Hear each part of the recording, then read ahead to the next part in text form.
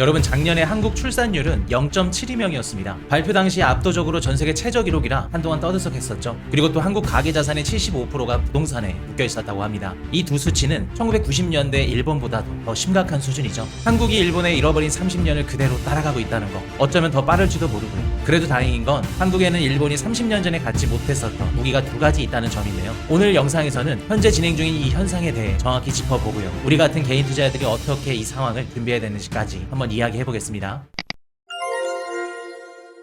먼저 잃어버린 30년이란 말이 일본 사회에 실제로 어떤 모습으로 나타나는지부터 짚고 가겠습니다. 많은 분들이 일본의 잃어버린 30년을 그냥 경제가 안 좋았다, 이 정도로만 알고 계시죠? 근데 실제 일본 사람들이 30년 동안 겪은 건 우리가 상상하는 것보다도 훨씬 더 심각합니다. 첫째로 자산 가치가 무너졌죠. 1990년도 일본 부동산 버블이 터지면서 도쿄 외곽과 지방 부동산이 30년 동안 50%에서 80%까지 빠졌습니다. 니케이 지수도 1989년도 38,915포인트 최고점을 찍은 뒤에 그 가격을 회복하는 데 무려 34년이 걸렸고요. 여러분, 한번 입장 바꿔 생각을 해볼게요. 코스피 최고점에서 내가 삼성전자를 샀는데 그게 34년 동안 회복을 못한 겁니다. 이게 일본에서 일어났었던 일이라는 겁니다. 두 번째, 임금 상승이 멈췄는데요. 일본의 평균 임금은 1990년도 이후 30년 동안 총 4.4% 오르는데 그쳤습니다. 같은 기간 한국은 임금이 거의 2배 가까이 올랐죠. 30년 동안 일을 해도 월급이 거의 그대로인 사회가 일본이었습니다. 세 번째, 청년들이 미래를 포기했죠. 결혼도 출산도 평생 직장도 모두 포기한 사토리 세대가 등장했습니다. 이 세대가 30에서 40대가 되면서 일본 내수 소비가 무너졌고요. 백화점이 줄줄이 문을 닫았죠. 네 번째, 노년에도 일을 멈출 수 없게 됐습니다. 일본의 65세 이상 취업률이 OECD 최상위권인 25%까지 올라갔는데요. 연금만으로는 살 수 없으니 평생을 일해야 되는 사회가 된 거죠. 편의점 야간 알바, 그리고 경비, 청소를 고령자가 채우는 이 풍경이 일본의 일상이 됐습니다. 다섯 번째, 통화 가치가 무너졌는데요. 엔화는 30년 내내 약세를 이어갔고요. 일본인들은 해외여행을 줄였습니다. 오히려 외국인이 일본 부동산과 관광을 쓸어가는 풍경이 일상이 됐죠. 잃어버린 30년이라는 한마디 안에 이런 풍경들이 다 들어있었던 겁니다. 근데 진짜 무서운 건 지금 한국이 이 다섯 가지를 똑같이 따라가고 있다는 점인데요. 자, 먼저 부동산부터 한번 볼게요. 일본의 1990년대를 기억하시는 분 혹시 계시나요? 당시 일본 사람들 사이에선 땅값은 절대 안 떨어진다 라는 토지 신화가 절대적이었습니다. 도쿄권의 자산권이 압도적으로 집중됐고요. 가계 자산의 약 60%가 부동산에 묶여 있었습니다. 그러다가 1990년도 부동산 버블이 터졌고요. 그 다음 30년 동안 도쿄 외곽과 지방 부동산은 50에서 80%까지 가격이 하락했습니다. 자, 그럼 지금 한국은 어떨까요? 인구의 50% 이상이 수도권에 몰려 살고 있죠. 강남 불패라는 신화가 절대적이고요. 한국 가계 자산에서 부동산이 차지하고 있는 비중은 약 75%입니다. OECD 국가 중에서 가장 높은 수준에 해당되는데요. 1990년도 일본의 60%보다도 훨씬 더 심각한 상황이죠. 이미 한국 지방 부동산은 금매도 안 팔리는 상황이 벌어지고 있습니다. 일본에선 30년에 걸쳐 겪었었던 부동산 충격보다 어쩌면 지금 시작되고 있는 한국의 충격이 훨씬 더 클 수 있다는 거죠. 그 다음으로 청년층을 한번 볼게요. 일본에는 사토리 세대라는 말이 있습니다. 한자로 깨달음 세대라는 뜻인데요. 1990년도 후반부터 2000년도 초반에 태어난 일본 청년들을 일컫는 말입니다. 이 세대의 특징이 뭐냐면 명품도 안 사고요. 차도 사지 않습니다. 해외여행도 안 가요. 욕망 자체를 포기한 세대라 볼 수 있는데요. 결혼도 출산도 평생 직장도 모두 포기했습니다. 야망이 없어서가 아니라 노력해도 안 된다는 걸 깨달은 세대라는 겁니다. 자, 그럼 한국은 어떨까요? M4 세대라는 말 들어보셨나요?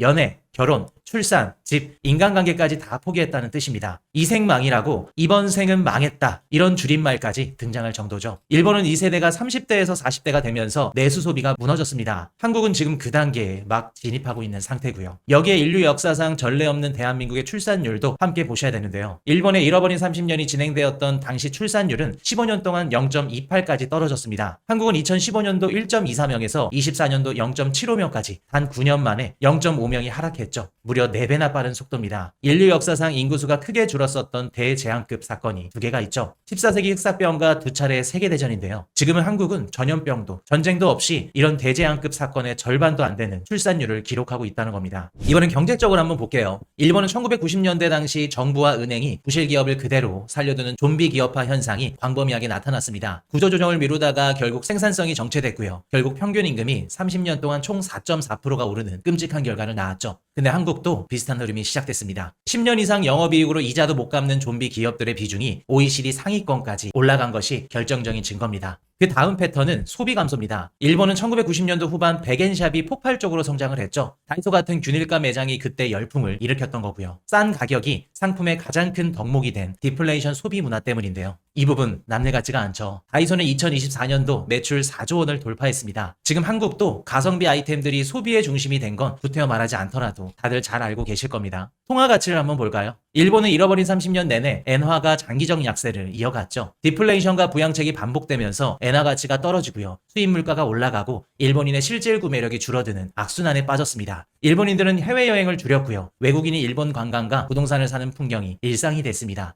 하나는 어떨까요? 2022년도 이후 원화 약세가 본격화됐고 환율은 기본 1,400원대에서 1,500원대까지 왔다 갔다 하고 있습니다. 해외 직구와 여행 부담은 늘었고요. 외국인 관광객이 명동을 채우고 있죠. 자국통화 약세는 결국 국민의 실질 구매력 하락을 뜻하고요. 이게 결국 빈곤화의 시작입니다. 마지막으로 인구 고령화를 볼게요. 이건 한국이 이미 일본을 추월했다는 걸 의미하는데요. 일본의 65세 이상 취업률이 OECD 최상위권에 해당이 되는데 그게 약 25% 정도 됩니다. 평생 현역 이런 표현들이 일본에선 자주 쓰이곤 하는데 이게 듣기는 좋지만 사실 연금이 부족해서 일을 그만둘 수 없기 때문에 생긴 말입니다. 편의점 야간 알바, 청소, 경비 자리에서 고령자가 일하는 풍경이 이미 일본 사회의 일상이 됐죠. 한국은 어떨까요? 65세 이상 취업률이 약 36%입니다. 일본의 25%를 훨씬 추월했죠. 여기에 노인 빈곤율은 약 36%로 OECD 1위입니다. 길 가다가 보이는 노인들 3분 중에 1분이 당장 오늘 먹을 식사를 걱정해야 된다는 걸 의미하죠. 이 풍경이 지금 한국 사회의 현실이라는 거예요. 지금 한국은 부동산도 출산율도 고령화도 모두 1990년도 일본보다 더 심각한 상황입니다. 근데 여러분들 여기서 한 가지 희망스러운 대안책이 나옵니다. 한국에는 일본이 갖지 못했던 2가지 무기가 있다는 건데요. 첫 번째 무기는 K컬처와 제조업입니다. 1990년도 일본을 한번 떠올려 볼게요. 소니, 토요타 같은 거대 제조업이 존재하긴 했지만 본질적으로 일본은 내수 중심 폐쇄 경제였습니다. 근데 지금 한국은 어떨까요? 인구 5천만 명짜리 나라가 글로벌 문화산업의 한 축이 됐습니다. BTS, 손흥민, 오징어 게임, 페이커 등등 K컬처는 일본이 30년 동안 만들지 못한 자산입니다. 여기에 반도체, 배터리, 조선, 방산 이런 부분들도 빼놓을 수 없겠죠. 한국은 인구 감소라는 약점을 부가가치 상승으로 상쇄할 수 있는 산업 포트폴리오를 갖고 있습니다. 이게 바로 일본에는 없던 첫 번째 무기입니다. 두 번째 무기는 바로 AI와 로봇인데요. 일본 인구 절벽의 가장 큰 비극이 뭐냐면 노동력 감소를 메울 기술이 없었다는 점인데요. 1990년도 자동화 시스템이 있긴 했지만 그건 공장에 한정됐었죠. 서비스업, 의료업 등등 노동력 부족이 그대로 GDP 하락으로 이어졌습니다. 근데 한국은 다르죠. 한국이 본격적으로 인구 절벽에 들어가는 시점이 AI와 휴머노이드 로봇이 상용화되는 시점과 정확히 겹칩니다. 전 세계에서 AI 엔진을 직접 만들 수 있는 나라가 몇 개 안 됩니다. 한국은 그 중에 하나고요. 현대차가 인수한 보스턴 다이내믹스는 휴머노이드 로봇 분야의 글로벌 선두주자죠. 노동력을 기술이 대체할 수 있으면 한국은 충분히 일본과 다른 길을 걸을 수 있습니다. 근데 여기서 가장 중요한 질문이 남죠.